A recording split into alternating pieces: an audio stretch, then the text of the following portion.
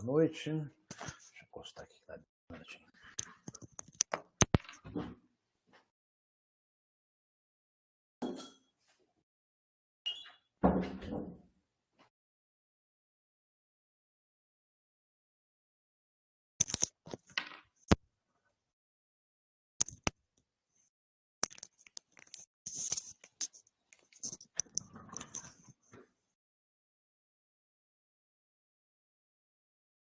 Muito bem, sejam bem-vindos a mais um encontro nosso aqui, virtual.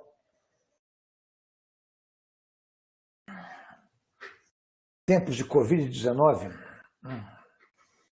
Já estamos estudando pesquisa de mercado, mais especificamente, hoje o assunto é amostragem. E nós já começamos a semana que vem, a semana passada, desculpe. Começamos a semana passada, então deu uma defasada, na verdade, que a semana passada, em relação à turma da manhã, porque a semana passada foi feriado para vocês, eles tiveram 2 aulas, essa semana vocês têm 2 aulas, eles têm um feriado na sexta-feira. Tá? Então, com essa semana que a gente faz um catch-up. Tá? Bom, eu deixei então esse exercício aqui para vocês. Nós tínhamos um exercício, esse exercício que eu deixei também um desafio para que vocês, como grupo, fizessem os seus planos amostrais, não é isso? Então tinha 2 exercícios aí para a semana, um individual, semana passada, na verdade, um que era individual e o outro em grupos.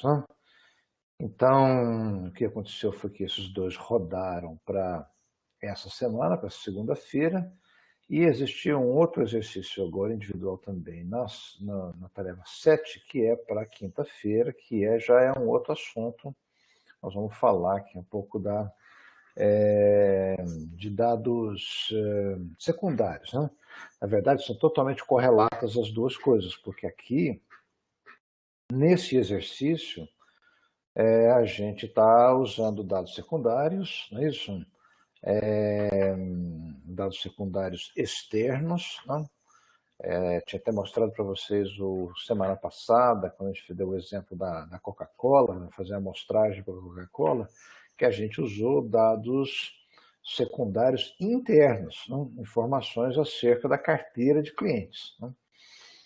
E isso é uma coisa que a gente discutiu então semana passada, que para que a gente possa fazer uma amostra efetivamente probabilística, que a gente chama, ou seja, aquela que a gente conhece a probabilidade de um elemento do universo cair na amostra, e que, portanto, é passível de fazer uma inferência da amostra para a população dentro de uma determinada margem de erro e com um certo nível de confiança. Então, a gente viu que para fazer o cálculo do tamanho da amostra, não é isso? A gente precisava de parâmetros, deixa eu ver se eu resgato aqui, de parâmetros de decisões, na verdade, que a gente tomaria acerca de nível de confiança, que normalmente é da ordem de 95,5%, 2 sigma, quanto é tipo de pesquisa, social pelo menos, na área de marketing, e variando o erro. Na verdade, muitas pesquisas têm erro de 5%, por exemplo. Outras, como as eleitorais, têm erro de 2%. E a gente vê a diferença do tamanho da amostra. Se eu mantenho os mesmos parâmetros, se eu pego o 2 sigma, que é o nível de confiança, 95,5%, 2 sigma, e mantém aqueles 2 parâmetros, o P e o Q, iguais, na fórmula, que vão gerar o maior tamanho de amostra possível, a amostra, quando tem 5% de margem de erro, vai dar 400 observações, se a população for infinita. Se for 4%, vai dar uns 600, lá vai fumaça, né? Fazer a conta. Se for 3%, vai dar alguma coisa tipo 1.000 e tanto, tá certo? Se for 900 e tanto, né? E se for 2%, vai dar 2.000 e lá vai fumaça, que é o número que o pessoal usa muito na pesquisa eleitoral, não é isso? E a gente viu no exemplo que dei da Coca-Cola lá, que você tem também a questão dos erros, né, por extrato que a gente pode se interessar. Lá, por exemplo, fixamos o erro máximo em 6% para os extratos de que a gente chamou lá de regiões de vendas, não é isso? E aí ajustamos as outras células para poder ter também erros máximos por tipo de cliente, não é isso? Sendo que no total, né, grande total da amostra representativa da população, né, de clientes da Coca-Cola, ficou em menos de 3%, né, com alguma coisa tipo 2.200 elementos de amostra num universo de 28 mil clientes que eles tinham lá, né? Então ali a gente já tinha uma lista, né? Que é o grande problema, né? Se eu tenho uma lista, então fica bacana, né? Que eu consigo realmente ser aleatório. Tá? E por que eu fiz tudo aquilo lá, aquela grade? Né? Por que eu não peguei simplesmente e fui sorteando aleatoriamente os 28 mil clientes até obter o tal dos 2.100 que eu precisava? Né? Porque eu precisei fazer o seguinte, fazer uma grade, né, de amostragem para poder garantir a representatividade, né, dessa amostra. Né? Não correr o risco, reduzir o risco de a gente cair naqueles 5%, né? Veja que nós estamos com nível de confiança de 95%, tá certo? Né? Então, se a gente conseguir reduzir também a chance de cair nessas 5%, está fora da margem de confiança, a gente ganha mais credibilidade na pesquisa. Né? Então, fazer a amostra estratificada é boa por causa disso, tá certo? E a gente viu o exemplo lá da Coca-Cola. Tá? Agora vamos ver esse é um outro exemplo que nós temos aqui. É um exemplo em que eu não tenho uma lista, não é isso? Eu não tenho uma lista, eu tenho um perfil do público que eu vou pesquisar, é isso? Vamos lá. O que vocês responderam aqui? Tinha várias perguntas aqui, deixa eu ampliá-la aqui. Várias perguntas. A primeira é o seguinte, quem que é o público-alvo? Então tem a historinha aqui do exercício, que é a história do Atroveran e tal, que é um remédio para dores menstruais, tá certo? Quem que é o público-alvo?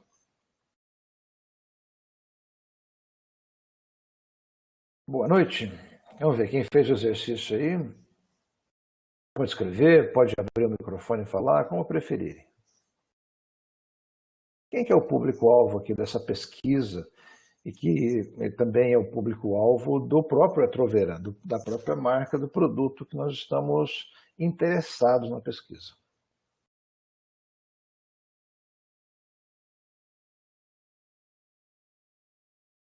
Vamos lá, vou fazer uma enquete aqui. Quem acha que o público-alvo é Papai Noel, põe A. Quem acha que é o Saci Pererê, põe B. Deixa eu pegar um outro aqui. Peraí, vamos fazer o seguinte. Se é uma enquete, ABC. Papai Noel na Saci Pererê, mulheres. Quem acha que é?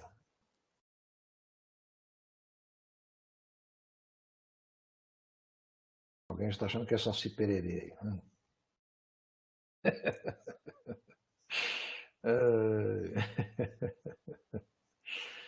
Muito bem, acertaram. Vou publicar os resultados aqui. 14%, 93% falaram que são mulheres, 1% que é o Saci Pererê, que são sacis pererês, o público-alvo do Atroveran. Muito bem. 93% acertados. Então, vamos lá, você tem um bate-papo aqui. Isso. Tem alguém falando, mulheres de 10 a 49 anos. Mulheres que têm menstrual na faixa de 10 a 39 anos. Ótimo. Então, na verdade, é o seguinte, Maria Gabriela, está quase por aí, tá certo?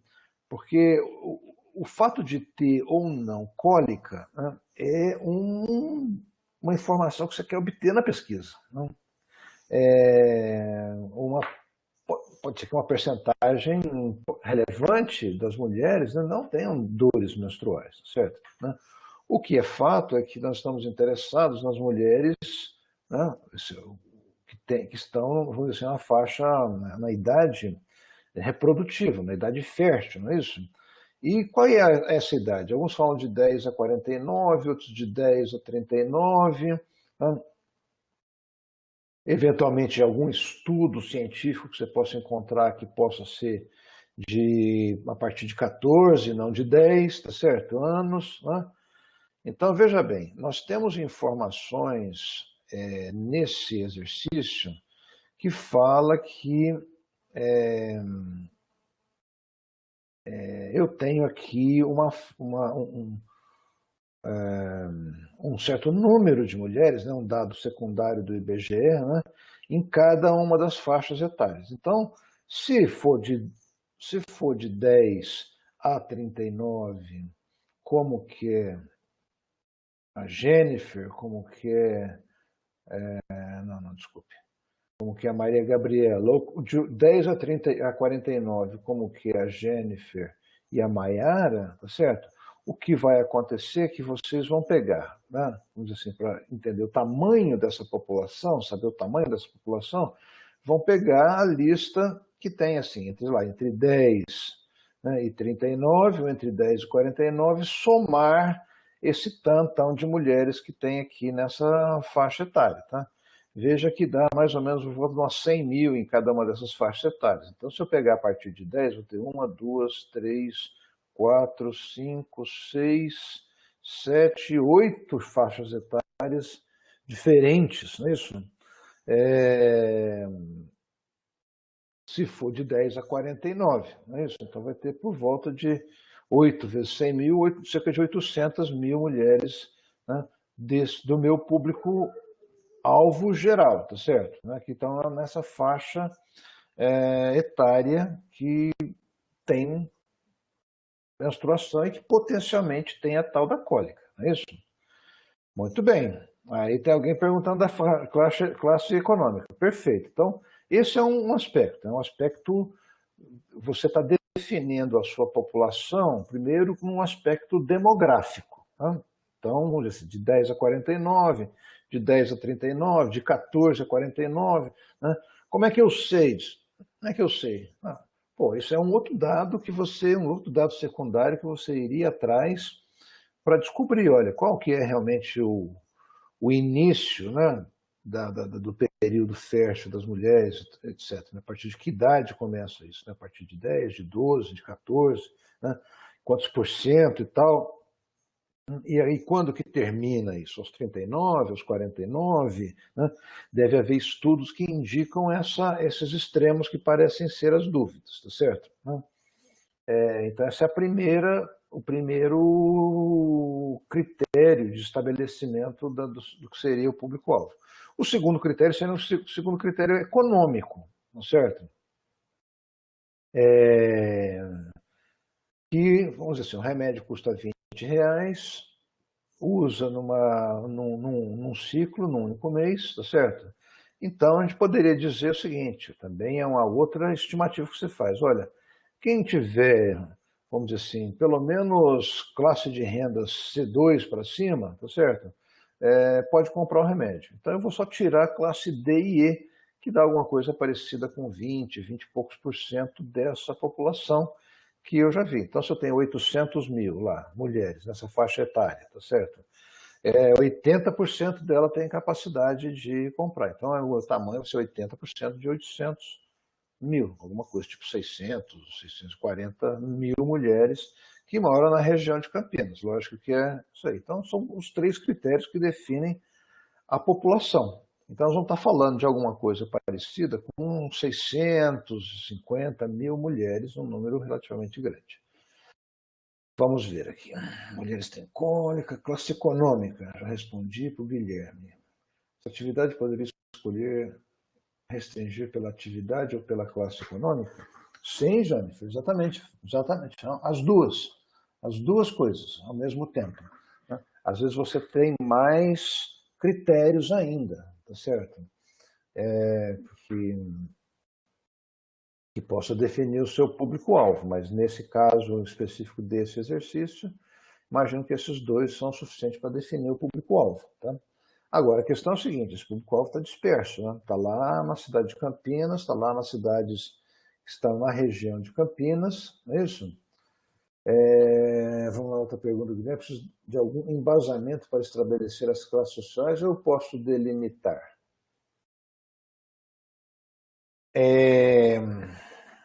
Eu vou fazer, Guilherme, vou fazer um parêntese aqui, né? Deixa eu ver uma coisa aqui. Um parêntese aqui para falar um pouquinho mais sobre isso, tá?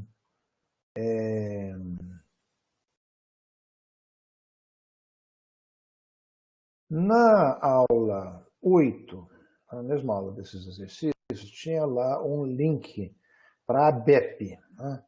A ABEP. Quem teve a curiosidade de entrar lá, descobriu que tem esse arquivo lá, deixa eu abrir ele aqui, vou substituir esse arquivo por um outro. Vou carregar uma outra apresentação, que é o arquivo que eu baixei da ABEP, chama 01CCEB, né? Critério socioeconômico, critério de classificação econômica do Brasil. Então, vou mostrar para vocês. Aí. Então, me for passando aqui, vai ver. Então, esse aqui já é de 2019, dá para ver que, então, esse critério Brasil é de classificação socioeconômica, né? Em que é uma metodologia que é usada praticamente só aqui no Brasil, mas por conta de ter uma série de dificuldades em medir renda diretamente. Tá? Então, como é que funciona? Tá?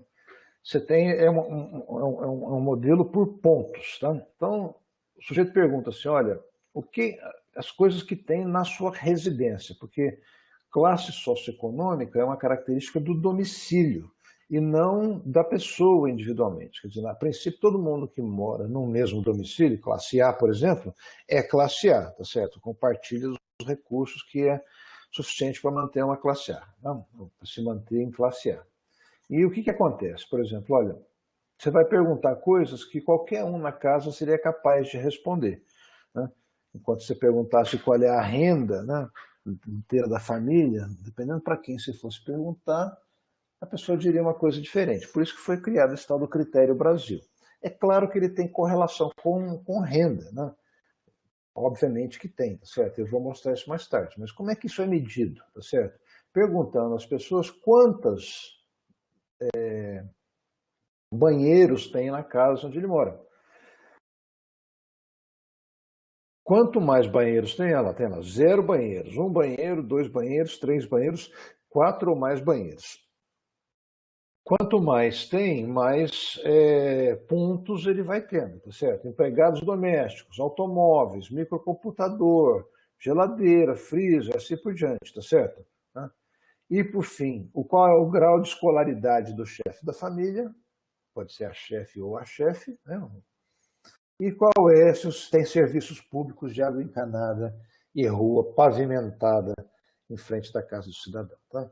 Com esses pontos, então veja bem, o sujeito que tem 4 banheiros em casa vai marcar 14 pontos. Tá? Que tiver um empregado doméstico vai ter mais 3 pontos. Se tiver um automóvel vai ter mais 3 pontos. Se tiver 4 ou mais vai ter 11. Tá? Isso vai fazendo, quanto mais pontos tenha, maior é a classe socioeconômica. Dá para ver que isso é óbvio que para manter 4 carros, manter uma casa com 4 banheiros, vários empregados, o cara precisa ter renda. Tá?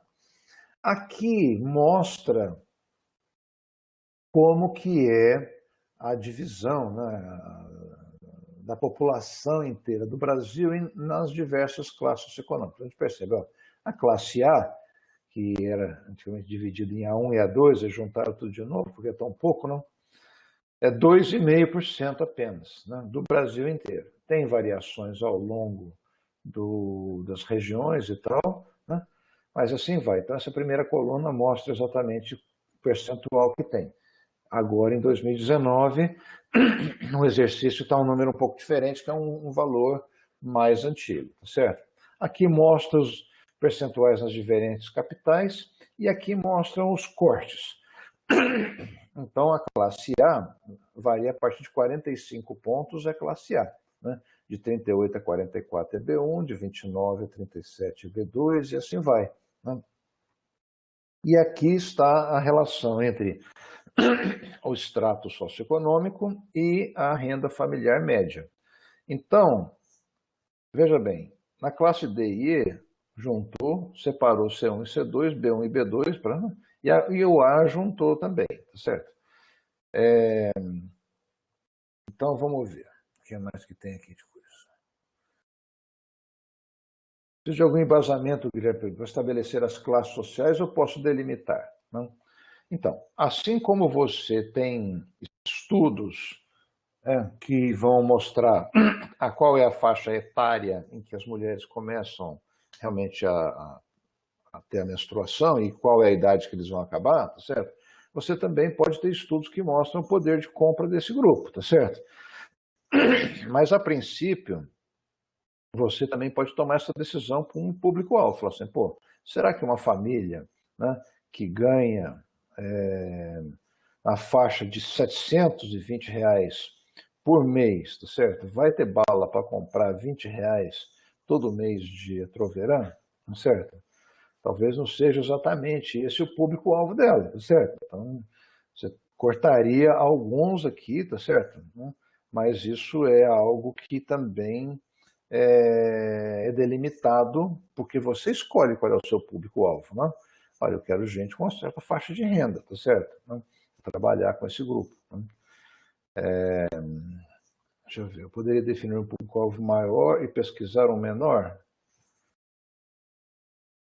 Não entendi, Jennifer. Como é que eu vou pesquisar um público-alvo maior e pesquisar um menor? Você vai pesquisar uma amostra, claro, você não vai pesquisar todo mundo. É isso que nós estamos falando, de amostragem. Né? É isso que você está falando? Jennifer, não existe um público-alvo maior ou menor. Existe um público-alvo definido pela empresa, por você, pelo seu trabalho como marketing, tá certo? Quem é o seu público-alvo? Pelo menos coisas mais básicas em termos assim, de rendimento, tá certo? Você tem que ter, né, para poder comprar, né? Deixa eu ver. Vitor Gardinho. O total de homens e mulheres no quadro de idade e sexo de Campinas dá um número maior que a população de Campinas. Isso está certo? Vitor, são duas fontes de informação diferentes. Tá? Isso é algo que você vai ver com frequência quando você for trabalhar com dados secundários, que é um assunto da nossa próxima aula, que a gente vai entrar um pouco mais nisso. Né? Estimular vocês a pesquisarem os dados do IBGE, que são organizados também pela Fundação SEAD, em outros tipos de informação organizados pela Fundação SEAD e pelo IBGE, tá certo? Então,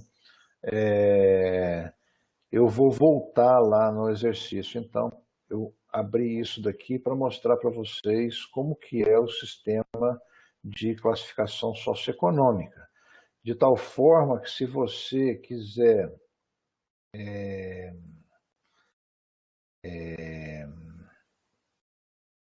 aplicar e saber, né, direitinho qual é a classe socioeconômica do seu grupo, tá? Você deveria aplicar essas questões aqui, tá? E depois achar o número de pontos e fazer o corte, né, conforme esse corte o critério do Brasil, para poder dizer especificamente que sim, aquela pessoa é classe A, ou B, ou B1, ou B2, ou C1, ou C2, tá certo? Então, esse é a fonte, vamos dizer assim, né, daquela informação sobre classificação socioeconômica. Então, vou voltar naquele outro exercício. Isso que nós vimos aqui, tá certo? Então, eu posso fazer, como o professor Guilherme, fazer um corte, tá certo? Pegar só da classe C2 para cima, ou da C1 para cima, para ser talvez mais, até mais, como se diz, conservador, porque na verdade o que eu vou querer fazer o objetivo da pesquisa é identificar, né, o potencial de mercado, tá certo? E um dos elementos fundamentais na questão de potencial é a capacidade de compra, tá certo? Então, se eu incluo, por exemplo, o C2 ou não, tá certo? Depende, posso querer ser conservador ou não. Mas olha, é 23% da população, tá certo? É muita coisa, né? E o que ele perguntou é o seguinte, olha, realmente aqui ele está, o número desse grupo aqui está dando 2082, enquanto no outro quadro, esse coisa ficou por cima, eu vou recarregar ele novamente, então, tá? Para assumir com isso. Ele tem um número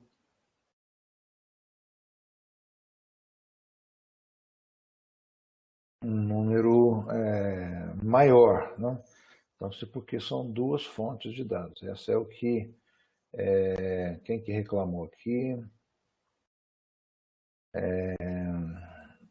que diz, olha, aqui eu tenho, se eu somar esses dois, certo? Está aqui o número, 2.476 no total e 2.082 aqui. Tem uma diferença de, sei lá, quase 400 mil pessoas aqui, certo? Nesses dois dados. São os dados que nós temos. Então, posso escolher uma dessas tabelas que mostram aqui. Eu tenho que pegar, por exemplo, a divisão dela. Né? Aqui eu tenho um dado mais acurado por faixa etária. E eu posso pegar a divisão por cidade daqui, que é a informação que eu tenho. Tá certo? Supondo que esses 2.400.000 que estão aqui, tá certo? Sejam equivalentes aos 2 milhões que estão ali. A proporção entre as cidades permanece a mesma. Tá? Deixa eu ver o que mais que eu tenho de pergunta aqui. Porque foi um público maior ou menor? A Jennifer, vamos ver aqui. Não. Por exemplo, a empresa precisa necessariamente pesquisar todos do público-alvo. Se a empresa define que o público-alvo dela é de 10 a 34, classe E ou C, ela precisa necessariamente fazer uma pesquisa com todas essas pessoas ou poderia definir esses públicos, mas pesquisar um menor?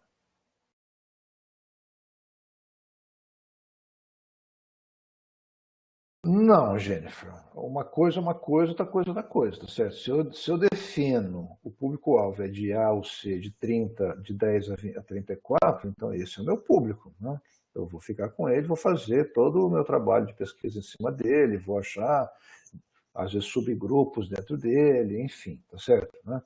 Porque se eu pegar o de 15 a 29 classe A e B, eu estou pegando só um subgrupo deles.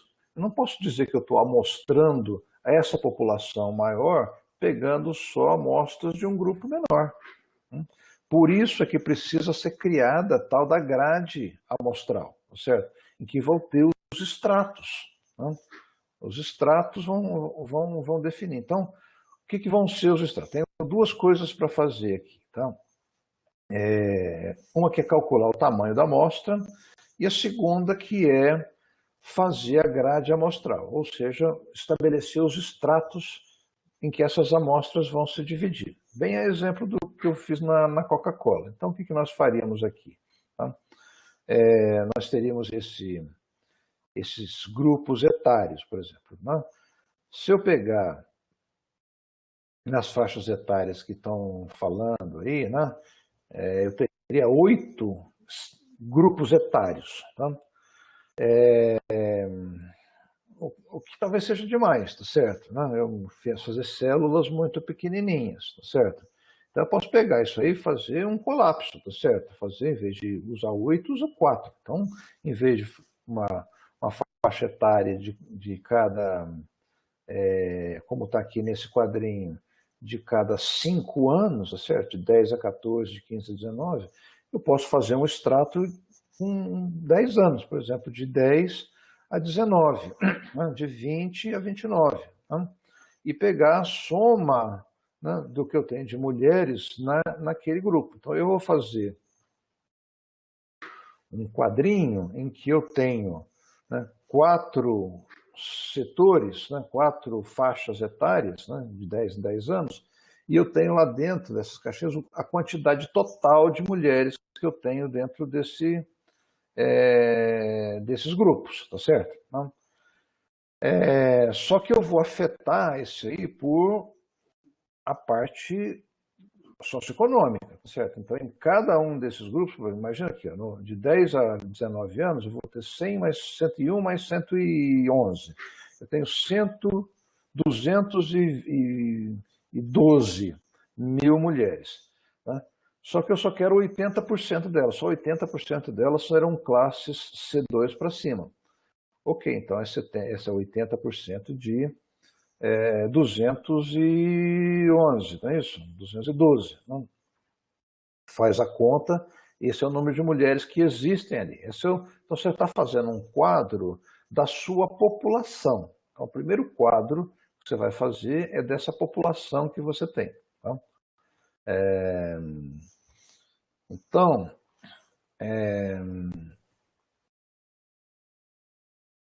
o primeiro quadro é esse, né? A população. E um outro eixo, né, seria, por exemplo, qual é a distribuição desse povo por cidades, né? Eu tenho, por exemplo, a cidade de Campinas é a principal da região, na região metropolitana de Campinas, é metade da população, tá? 1 milhão de habitantes, segundo esse, em 2 milhões. Tá?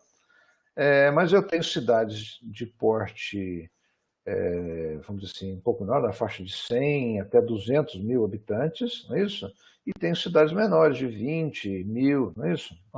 Então eu posso fazer, por exemplo, Campinas, grandes cidades ou cidades de médio porte e cidades de pequeno porte, ter lá 4, 5 em cada uma delas, certo? E aí eu vou ter, então, a distribuição de, vamos dizer assim, eu posso colocar 3 estratos por cidade, né, para mostrar Campinas e algumas cidades da região, e ter estratos por idade. Então eu vou ter esse quadro, né, vou tentar desenhá-lo aqui, né, um quadro que tem idade e cidades da região. E dentro desse quadro eu vou ter o total da população que está colocada. Então, que estariam distribuídos já na mesma proporção do que estão nas cidades. Tá? Então, se eu somar, Campinas tem metade. Se eu pegar as 3 maiores, tem lá sei lá, mais por volta de uns 500 mil, tá certo? Ou mais até 600 mil. Tá? E pegar as cidades menores, vai ter o restante. Tá? Então, eu vou dividir também na mesma proporção, achando as populações. Está entendendo o que eu estou falando? Esse quadro? Não está, não. Deixa eu ver o que eu consigo fazer aqui. Fazer um desenho aqui.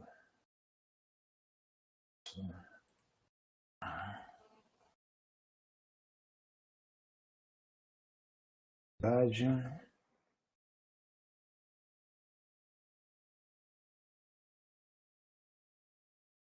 Pequenas. Médias. Pequenas.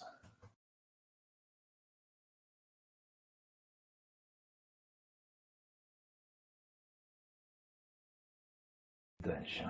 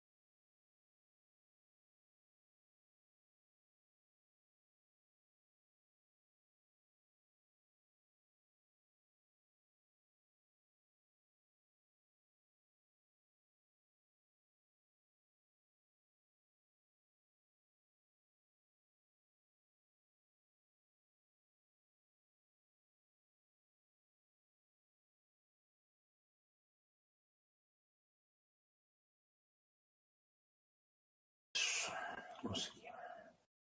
Subir aqui.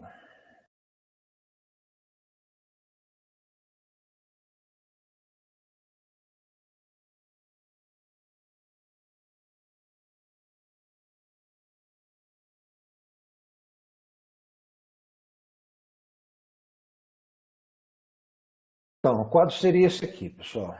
Estou falando. Tá? Uma grade amostral. Tem lá, cidade. Ó. Campinas, cidades médias e pequenas, tá certo? Eu tenho a faixa etária que eu tenho essa população. Então, eu vou fazer essa população de todo mundo que nós vimos lá, os 80% dela, essa faixa etária, que são os que têm mais grana, tá isso?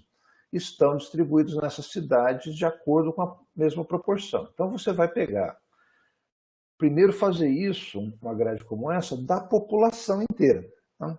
E vai chegar à conclusão, vai pegar aquelas 640 mil mulheres, né, que seria 80% de 800 mil, não é isso? Que tem lá, nessas faixas etárias, e vão dividir de acordo com a proporção que elas têm nas idades, nas Campinas, cidades médias e pequenas. Tá? Então vão ter algumas centenas de milhares em cada uma, algumas talvez são poucas aqui. Tá? Então, a sua amostra vai ser alocada, depois você calculou o tamanho da amostra, vai ser colocado nesse quadro na mesma proporção com que aí está a população. Entendeu? Dessa forma é que eu tenho a representatividade da amostra, usando esses estratos formados pelas cidades e pelas faixas etárias. Tá? Veja que nós temos aqui quantos estratos diferentes. Nós vamos ter, são 3 cidades, né? 3 Campinas, médias e pequenas, vezes 4. Né? São 12. Isso. São 12 caixinhas que eu vou ter aí, 12 estratos em que vão dividir. Tá? De tal forma que eu vou dizer o seguinte, olha, eu vou precisar, digamos que eu fizesse, então vou calcular agora o tamanho da amostra. Né? Então, o tamanho de amostra que eu tenho é uma população grande, é infinita, né? Mais do que 100 mil. Vou usar a fórmula infinita, que nós já vimos na aula passada. Né? O n vai ser igual ao sigma quadrado, não é isso? Que é o número de sigmas do intervalo do nível de confiança, 2 sigma ao quadrado dá 4. O P e o Q são iguais, igual a meio por cento, meio cada um deles, que vai te dar o maior tamanho de amostra. E se eu usar o erro máximo de 5%, eu vou ter, esse número vai dar 400. Essa conta eu já fiz trocentas vezes, tá certo? Então, esses 400 pessoas, são mulheres, vão ter que estar distribuídas dentro dessas caixinhas, tá? Na proporção em que acontecem a população, que são 640 mil. Essa é a ideia, né, de montar a grade amostral. Né? Então, isso seria a grade amostral. Deixa eu ver o que mais que tem lá no exercício. O exercício pergunta, o que mais aqui?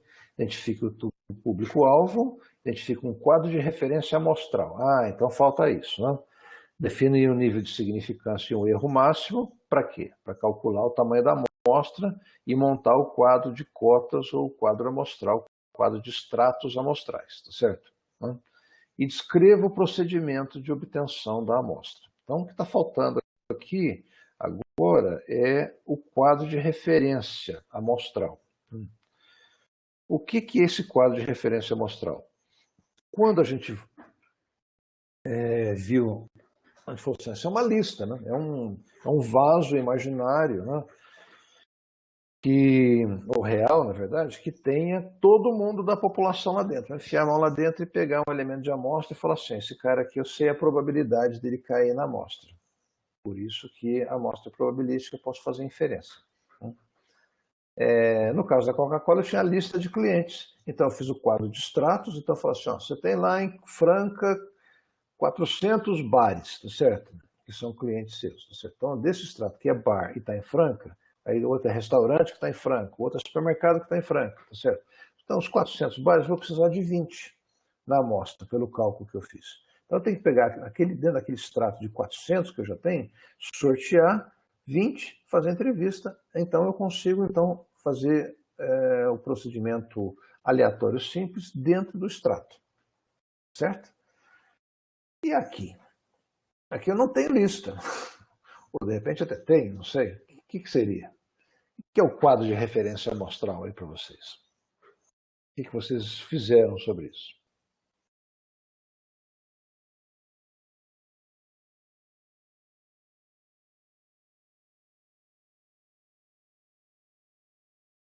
Hum?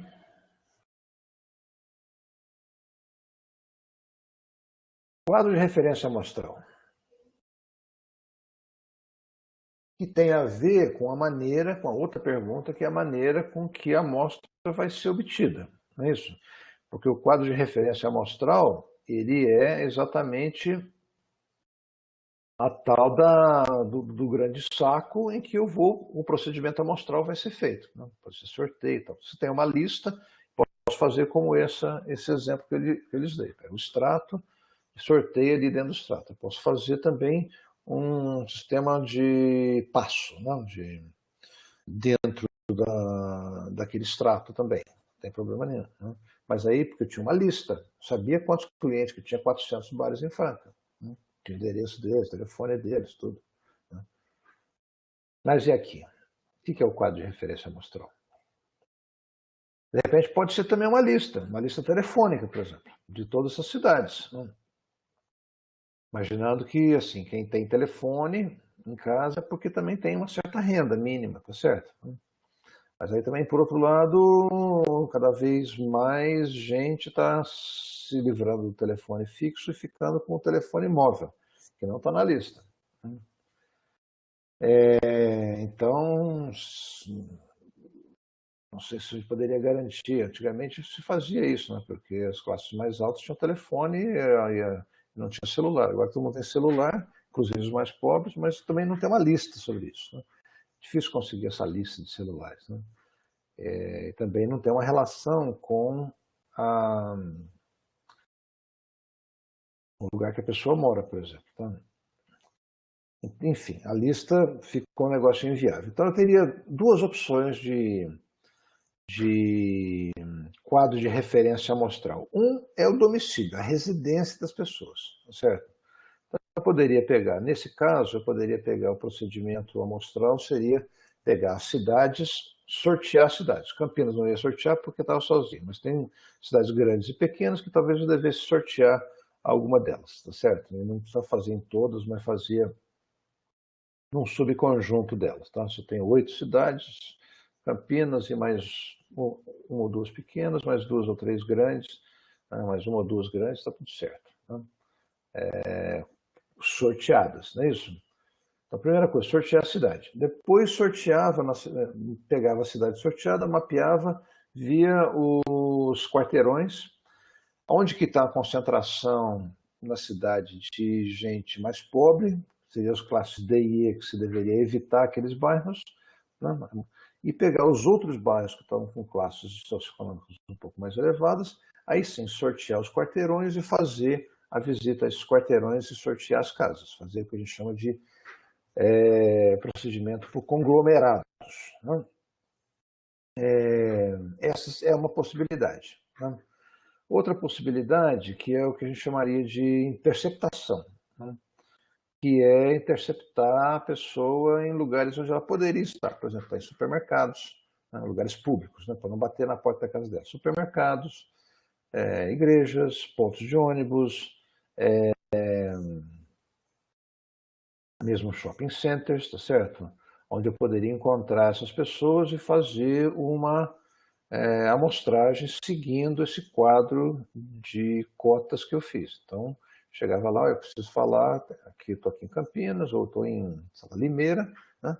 Aqui em Limeira eu preciso fazer 5 entrevistas com mulheres de 20 a 25, de 20 a 9 anos, e 10 entrevistas com mulheres de 14 a enfim, da faixa etária de 30 a 40 anos. Né? Então eu vou nesses lugares que são classe A, B, C, não pode ser classe D e E, simplesmente isso, tá certo? Posso até colocar mais um filtro de classe socioeconômica, que aí começa a ficar complicado. Né? Faz esse intercept das pessoas, tá certo? Pegando classes socioeconômicas também os mais diferenciados possível, para que ela possa também ser representativa em termos disso. Né? E aí você compõe a sua quadra amostral, né, a partir do quê? A partir desses pontos de interceptação. Então, o que é o quadro de referência amostral? Ou é o endereço, o mapa, ou é uma lista de pontos de interceptação possíveis das pessoas que estão nesse público-alvo. Né? E aí eu já tenho o número de amostras que eu preciso, fiz o cálculo do tamanho de amostra, sei o perfil que ele precisa, eu tenho que também, já fiz o quadro de referência de cotas, né, dos extratos amostrais, né, e eu vou lá então buscar aqueles tipos de pessoas, né, mulheres classe AB de Campinas, mulheres classe C de Campinas. Né? Posso até introduzir mais um item aqui, fazer alguma coisa desse tipo aqui, quer ver? Ficaria mais...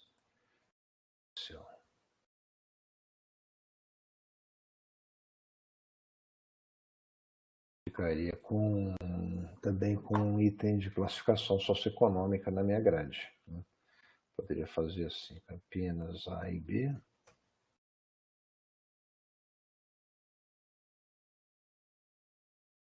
Bom, é só quebrar em A e B, AB barra C, né?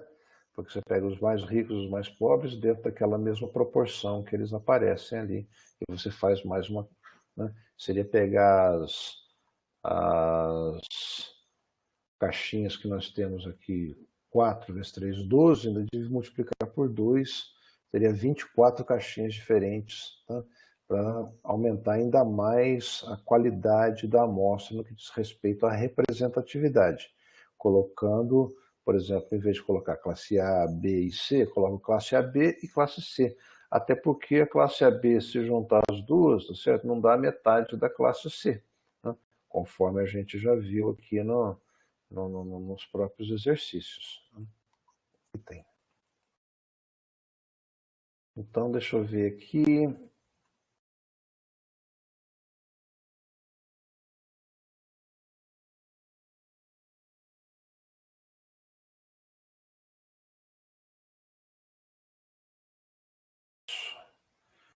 Bom, então esse era o exercício que eu tinha deixado para vocês. Né?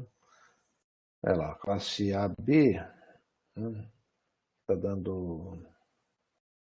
Fácil ver no outro lá, né? Mais atual.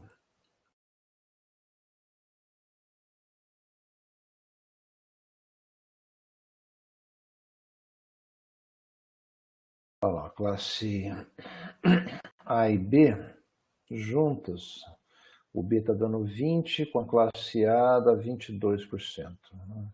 22 para 23%. Só a classe C tem 47%. Então, nós estamos falando num grupo que é 47%, no outro grupo que é 22, 23% da população. Então, essa é a ideia. Entenderam isso? Como é que faz isso? Agora, o exercício está claro? Qual seria a solução para ele?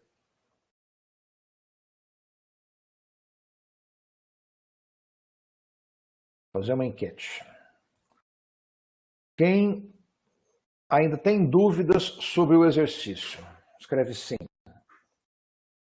Quem ainda tem dúvidas sobre o exercício que eu passei lá do Atroverã e do que seria o resultado esperado dele.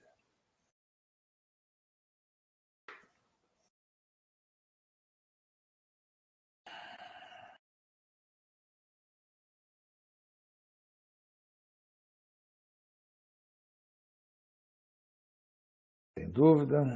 Metade respondeu, outra metade deve estar fazer outra coisa, possivelmente.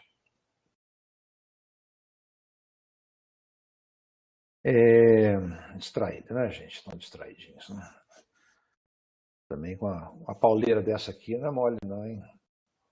Mas não, segunda-feira à noite, dia 27, semana de feriado, falando de amostra estatística.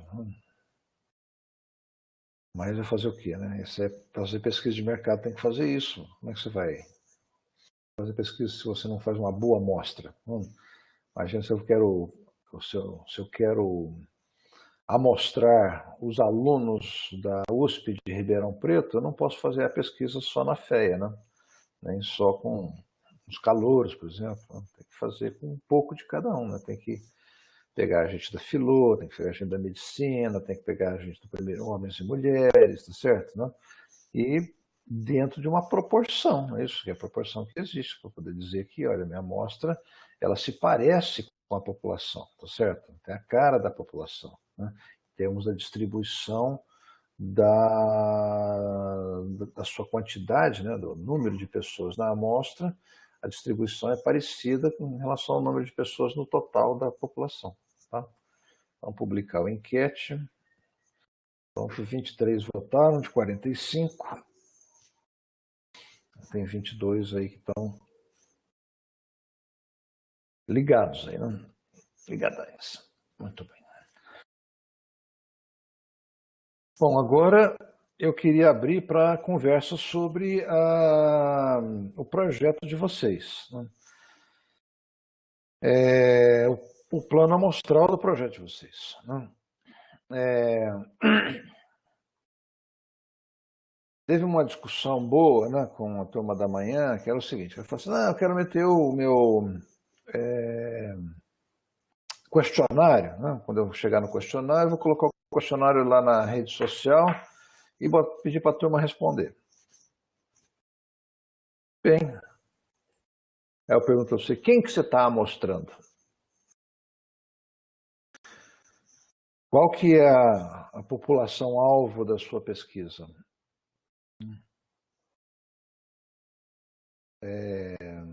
Você tem alguma evidência de que essa sua população-alvo, ou uma parte dela, pelo menos, você pode interceptá-la nas redes sociais?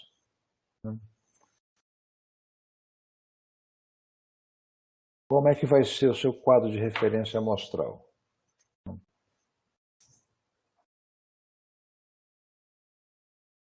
Posso fazer filtros, por exemplo. Se você tem mais do que 49 anos, então não é para responder esse questionário. Você tem menos do que tantos anos, 10 anos, você não é para responder o questionário. Se você não mora em Campinas, não é para responder o questionário. Nem em tais cidades, não é, não, né? Pode fazer alguns filtros assim. Aí você começa a restringir. Né? Como é que você vai atingir as pessoas que você precisa atingir? Essa que é a grande pergunta. Como que você vai selecionar e buscar e conseguir falar com uma amostra representativa do seu público-alvo? Já pensaram nisso? Como vocês estão planejando fazer isso?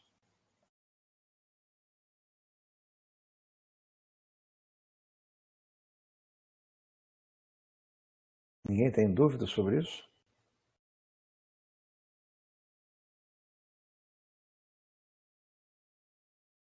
Deixa eu pegar aqui nos exercícios da aula. Entendi. Então deve ter postado alguma coisa aqui. Vamos lá. Tarefa em grupos. Vamos ver o que os grupos postaram aqui. Lá tem os 11 grupos. Vou achar algum aqui para comentar uma coisa. Primeiro deles, do Aparecido. Grupo 11. Vamos ver o plano amostral aqui do Aparecido. Aparecido está por aí? Grupo 11, público amostral, estudantes de ensino público privado de Pirassununga e região. Unidade amostral, escolas públicas e privadas de Pirassununga e região. Ótimo. Quadro de referência será aplicado para estudantes de ensino médio de escolas sob administração pública, privada, listados do catálogo de escola do INEP.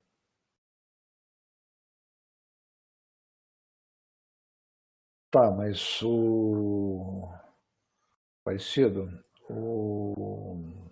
no INEP não tem uma lista de alunos. Você vai selecionar primeiro, fazer uma estrutura que você vai falar primeiro, selecionar as escolas, e depois lá você vai selecionar os alunos, Parecido? Como é que está isso aí? Seria essa a estrutura? Você vai fazer um conglomerado, vai selecionar as escolas, mas como é que você vai chegar no aluno da escola, depois que você seleciona a escola? Essa é a minha dúvida.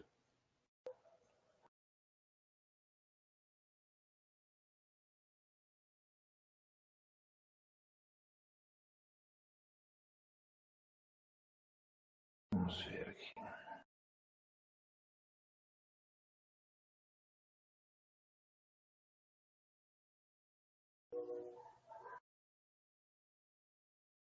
É fazer uma técnica não probabilística por cotas. Por conveniência, serão então dois grupos de estratos sociais distintos.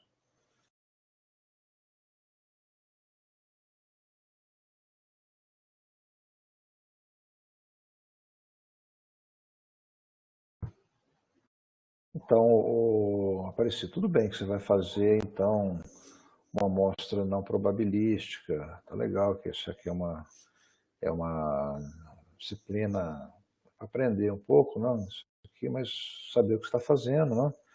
E eventualmente não fazer o ideal por causa das restrições de tempo, de recursos que se tem, não tem problema com relação a isso. Tá? Mas, por exemplo, no cálculo do tamanho da amostra, você precisa ter claro quantos alunos existem, meu amigo. Né? Você precisa ter uma ideia clara da população. Você pegou lá o censo e tal, mas você fala assim, a população é finita, não superando 100 mil. Mas qual é o número? Qual é o tamanho da população? Quantos estão em cada um desses grandes estratos que você está falando? Quantos estão no setor privado, quantos estão no setor público? É isso? Então, essa é uma informação que você precisa bem fazer, né? Análise com as instituições, depois, no contato com as escolas, aplicaremos o questionário. Tá. Tá faltando alguma coisa aí, né?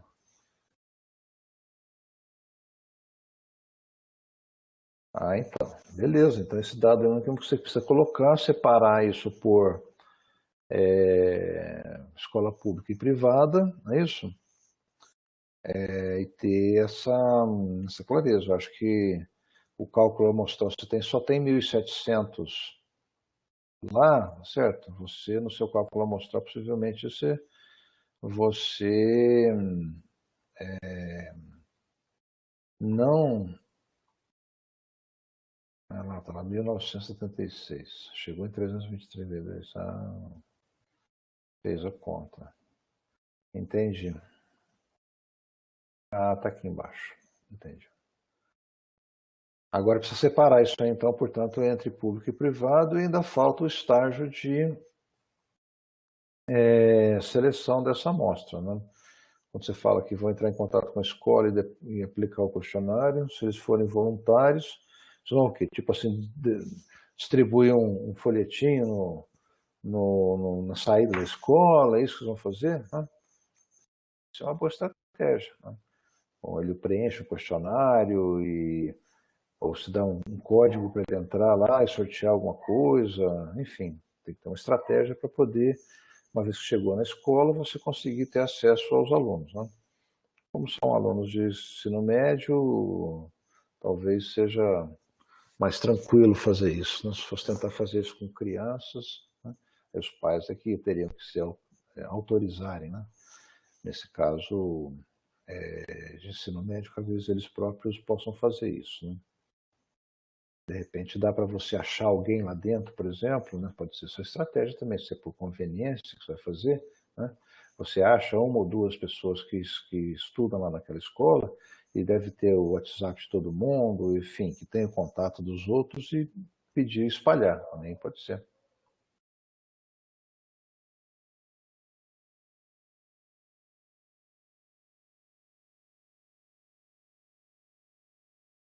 Eleger uma lista conveniente de escolas, solicitar, seleção, clicar com os alunos voluntários.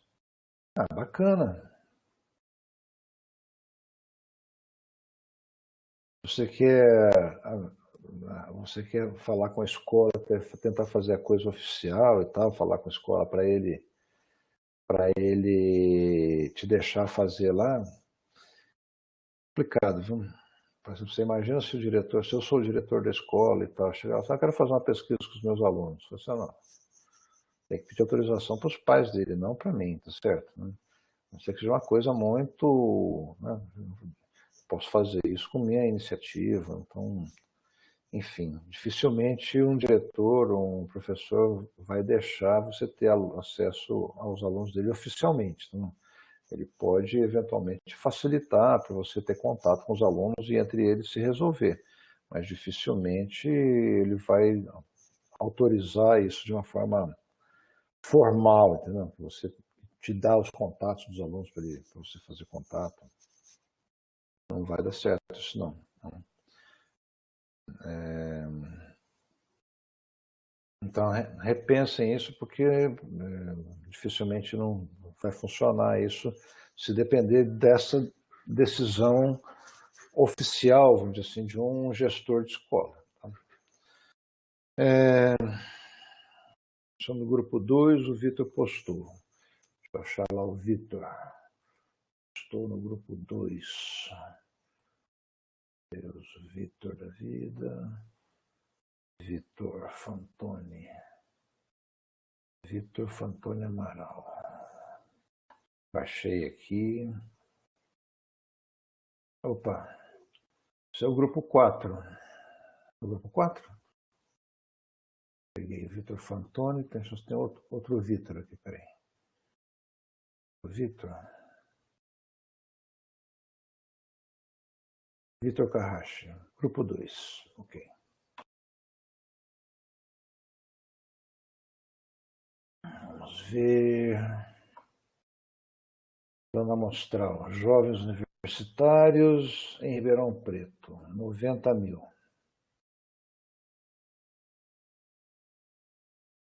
Espero que você tenha uma boa fonte de dados para esses 90 mil. Que é uma boa coisa que nós já vamos ver na próxima aula. Já deixei lá no E-Disciplinas, né, uma série de referências de sites do IBGE, do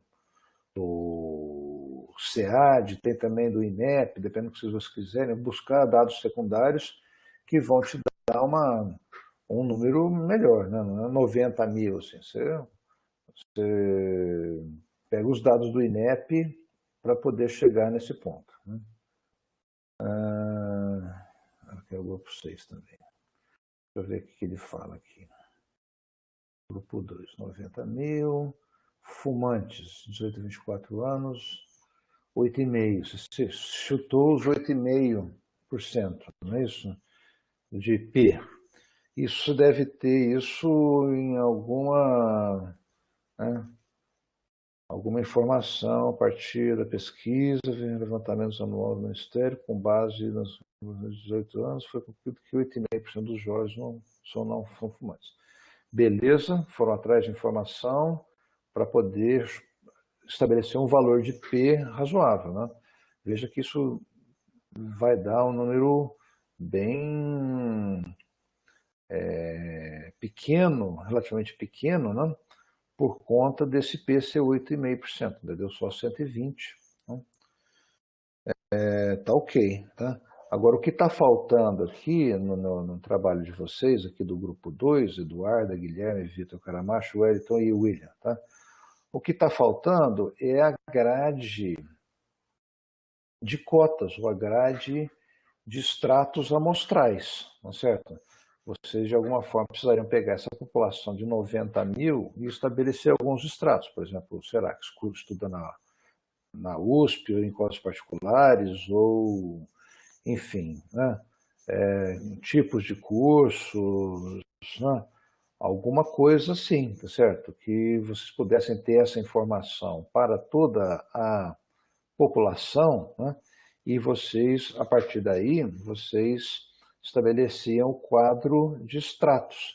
Então, o que está faltando aqui no trabalho de vocês é o quadro de estratos, né? E está faltando também a estratégia de como que você vai obter essa amostra no final, tá? Depois de eu definir os estratos, se pode ser por escola particular, por, por escola pública, por curso, por idade, qualquer informação que vocês tiverem que possam, homens e mulheres, tá certo? Né? Sei lá, homens e mulheres de cursos da humanas, biológicas e exatas, por exemplo. Tá? Eu teria aí 2 vezes 3, 6 estratos em que eu poderia dividir esses 90 mil pessoas e ter esses estratos. E aí está faltando o seguinte, como é que eu vou chegar nesses 120 pessoas, entrevistas que vocês calcularam, tá? Que devem estar distribuídas em estratos que aqui não estão. Né? Aí você diz que chegamos à conclusão, no mais um dia, tendo em vista que os entrevistados devem ser escolhidos de maneira aleatória, dando maior credibilidade ao resultado. Você não diz como que você vai chegar nesses 120. Né? E está faltando esse caso. Né? A discussão que eu acabo de fazer aqui com o Aparecido, né? Em que ele discutiu como que eu vou chegar nos alunos lá, tá certo? Como é que eu vou efetivamente abordar e chegar nos respondentes. Né? Por exemplo, nós pegamos os dados da população entre 15 universidades de Ribeirão Preto. A cota para mostrar de ser feita também a partir das universidades. Então, William, de repente é assim, se você não necessariamente vai querer ter amostra de todas as 15 universidades, não. Acho que também aí é demais. Você faz você tem 120 coisas, vai dar 10 para cada um, certo? Eu não sei se faz muito sentido isso, não sei, separar por universidade. Né? Talvez por região da cidade, as faculdades estão na região sul, estão na região leste, tá certo? Da cidade, né? Não sei se tem alguma coisa a ver, né? Dependendo da forma com que vocês estratificarem, né? Vocês vão fazer a busca dos membros de quem vai participar da pesquisa, dos respondentes. Pode ser por porte da universidade, sim, por universidades grandes, médias e pequenas, pode ser por região, né? Pode ser por área de conhecimento, né? E não por universidade, né? Selecionar todo mundo, pode ser público e privado, se bem que aqui em Ribeirão só tem a USP pública, né? Não tem outras públicas aqui. A não ser que você for para o Senac, também não é pública. Mas esses, como é que chama? ET, escola técnica, não, escola técnica não é faculdade. Enfim, tem que fazer algum tipo de estratificação que faça sentido para vocês aí, tá certo? Então, assim, talvez vocês tenham algumas hipóteses, por exemplo, alguns tipos de cursos, tem alunos mais simples, né, com renda um pouco menor, então talvez eles fumem mais. Pessoas que, por outro lado, alguns cursos custam mais caro e tudo mais, talvez sejam pessoas mais abastadas e talvez fumem menos. Pode ser. Né? Não necessariamente você precisa fazer esse tipo de hipótese que eu estou fazendo aqui, mas pelo menos separar, né, por preço das faculdades, vamos dizer assim, preço mais alto, preço médio, pública, por exemplo. Né? Pode ser um critério. Mas não precisa fazer 15 estratos, né? 15 faculdades diferentes. Né? Precisa fazer uns 3 ou 4 aí, pelo menos, certo? Homens e mulheres, acho que é uma forma de estratificar também, você deve ter essa informação sobre essa população, né? E ver um jeito de fazer esses estratos. Fechou, Guilherme? Grupo 6 também. Quem postou foi a Maiara. Vou achar lá a Maiara, grupo 6. Maiara, Maiara, Maiara. Maiara. Plano amostral, grupo 6.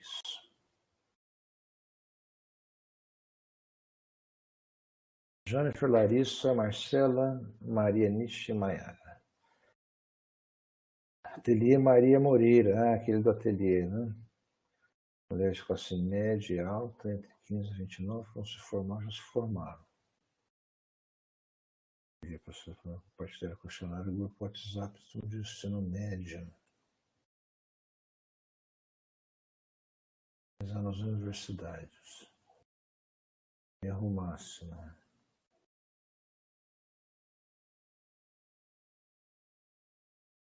Homens e mulheres, legal. Tem aqui um quadro da SEAD.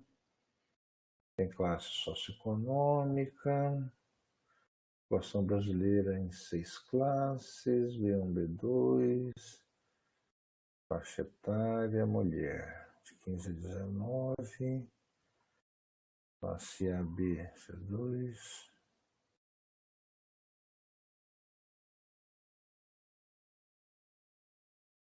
Tá, então tem aqui, é isso mesmo que quando eu falei de colocar a população dentro do quadro, exatamente isso que vocês fizeram, perfeitamente, tá certo? Né?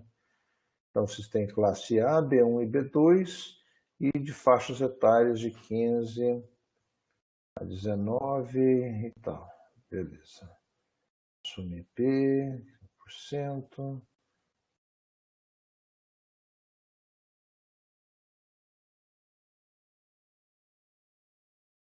Então, faltou aqui, pelo que eu estou entendendo, vocês calcularem o tamanho da amostra, vocês colocaram a fórmula, mas não fizeram a conta, e aí vocês têm que fazer a grade de cotas da amostra, porque você fez a grade de cota da população, é isso que você fez aqui?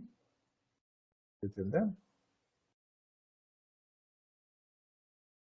Para cada cota, o número de amostras será conforme a tabela. Não. Está errado. Essa última tabela está errada, gente. Você tem que fazer o seguinte. Vocês têm que calcular o tamanho total da amostra e essa quantidade é que tem que ser distribuída, né, entre esses. Você tem 9 estratos, não é isso? São 3 faixas etárias e 3 classes socioeconômicas, não é isso? Então, vocês têm que colocar a população nessa caixa, calcular os percentuais, que cada um é referente do total da população alvo sua, quanto tem cada uma dessas 9 caixinhas, né? Calcula o percentual da população. Aí você calcula o tamanho da amostra em função desses parâmetros que você estabeleceu. E aí você vai distribuir essa quantidade de amostra entre os estratos na proporção que acontece na população, né? Esse último quadro de vocês que não está correto aqui. Entendeu? Beleza. Já deu um feedback aí legal para 3 grupos. Alguém mais quer perguntar? Isso. Primeiro você faz o quadrinho com a população como um todo, tá certo? Aí você calcula o percentual que vai em cada um daqueles quadrados, cada um dos estratos, né, em relação à população. Aí você vai e calcula o tamanho de amostra. Digamos que deu lá os seus 200, tá certo? Vai pegar esses 200 e vai dividir nos 9 estratos de acordo com a proporção em que ele aparece na população. Entendeu? O grupo da Parísia. Vamos ver o grupo da Parísia. Valeu, Mayara. Fechou. Então, o grupo da Parísia. Deixa eu achar aqui a Parísia.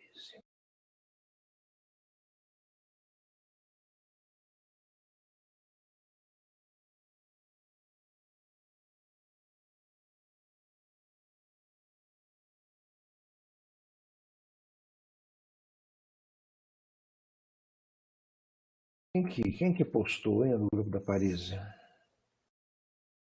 Grupo da Paris, o Lucas Furquim. Lucas Furquim, deixa eu achar o Lucas aqui.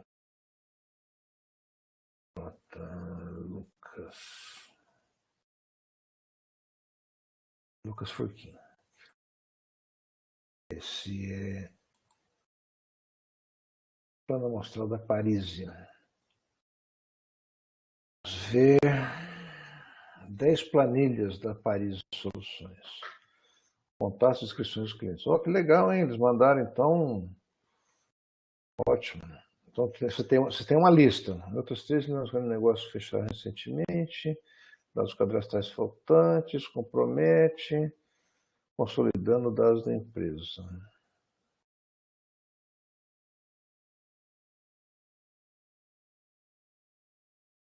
Deixa eu entender que essa lista enorme aqui é uma lista dos clientes da Paris, é isso? Esse é isso. Clientes da Paris. Tem uma lista enorme aqui. Deixa eu ver aqui.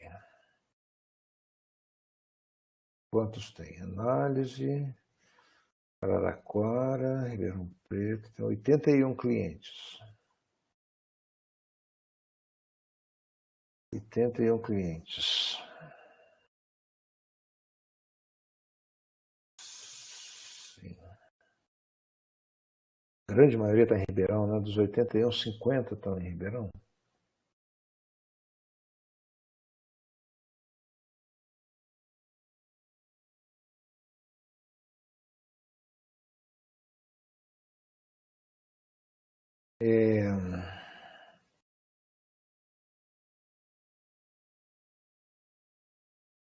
Vocês vão fazer uma pesquisa de satisfação, é isso que vocês vão fazer, não? Não, Sofia? Então,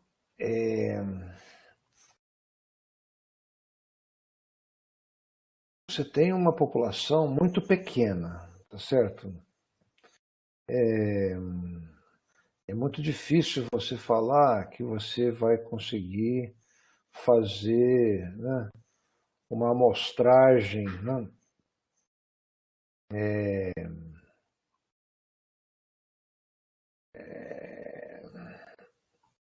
as contas que você fez aqui, intervalo de confiança, população 81, né? Você veja lá, com os parâmetros que você deu, dos 81 clientes, você teria que fazer, para ter mais de 5%, né, 68 entrevistas. 68 em 81, ou seja, vai faltar 13 para fazer. Né?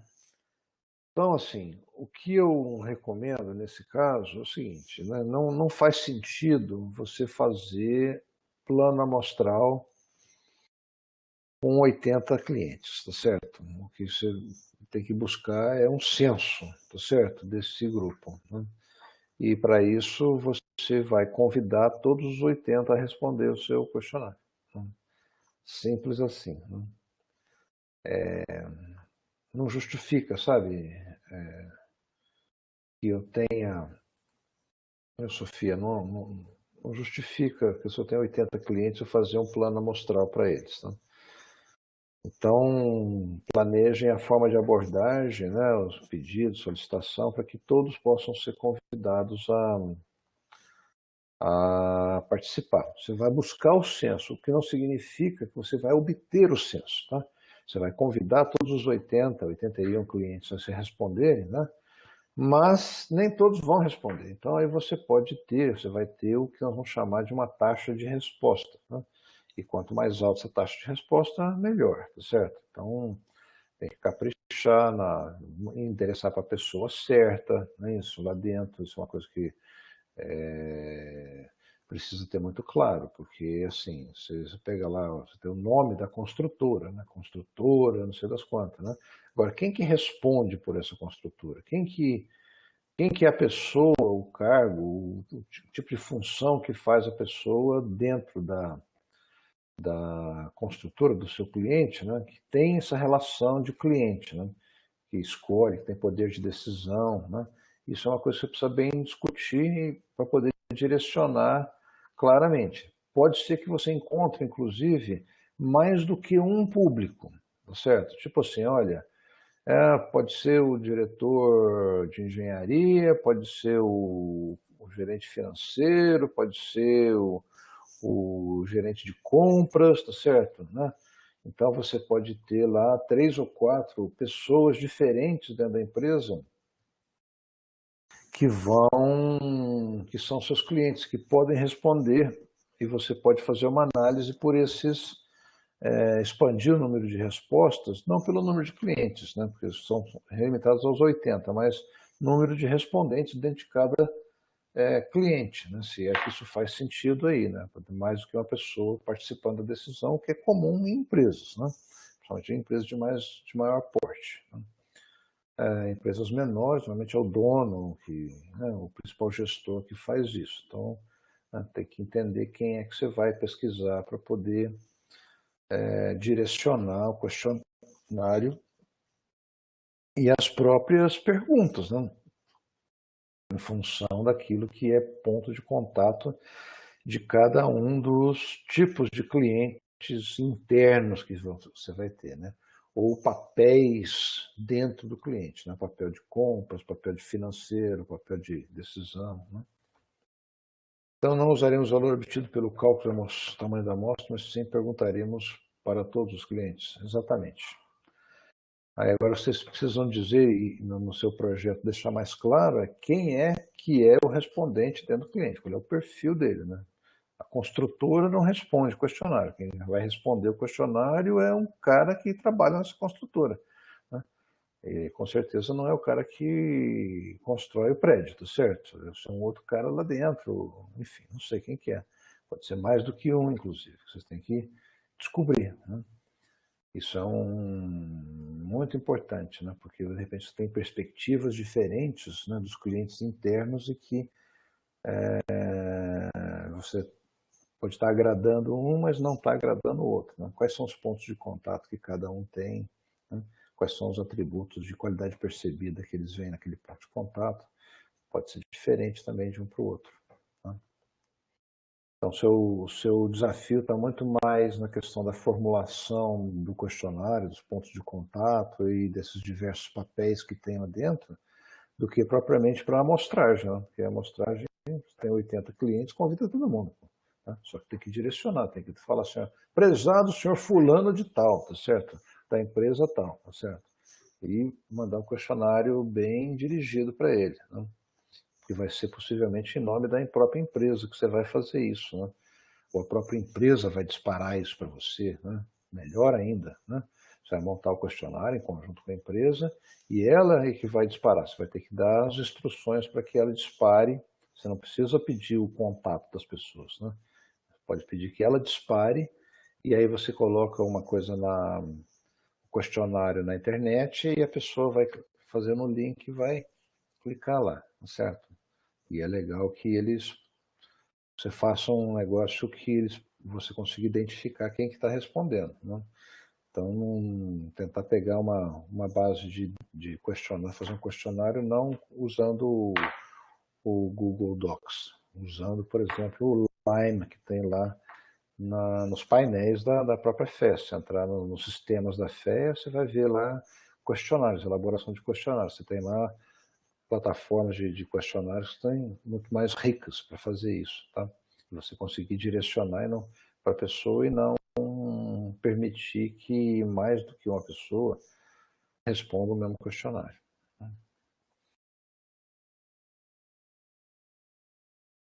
Ok? Não por isso, Sofia. Tá ótimo. Né? Bom, gente, estamos chegando ao final aqui. A ideia realmente desse encontro era tirar as dúvidas sobre o exercício, né, que é um exercício de aplicação, né, e que vocês viram que usa dados secundários, que a gente vai agora olhar um pouco mais profundamente nisso. Né, um dos principais usos de dados secundários é isso, né, identificar a população e poder fazer esse trabalho de amostragem. Mas tem outras questões, tem perguntas de pesquisa, por exemplo, que você resolve só com dados secundários. Inclusive, o exercício que eu deixei para vocês para quinta-feira é uma dessas, tá certo? Eu peço lá para você calcular a penetração da categoria genética bovina, tá certo? Né? No Brasil inteiro, né, nos anos de 2018, 2019, usando dados secundários para isso. Tá? E eu dou duas fontes, vocês podem eventualmente usar outras também. Tá? Mais alguma questão, gente? Tudo em paz? Muito bem, então agradeço a presença de todos, a participação de quem participou, né? Espero que tenha ficado bem claro, né? E se tiverem dúvidas ainda sobre o projeto, qualquer coisa, não hesitem em me perguntar. Manda um e-mail, eu sempre respondo os e-mails, tá? Quem manda e-mail sabe que eu respondo e respondo rápido, tá certo?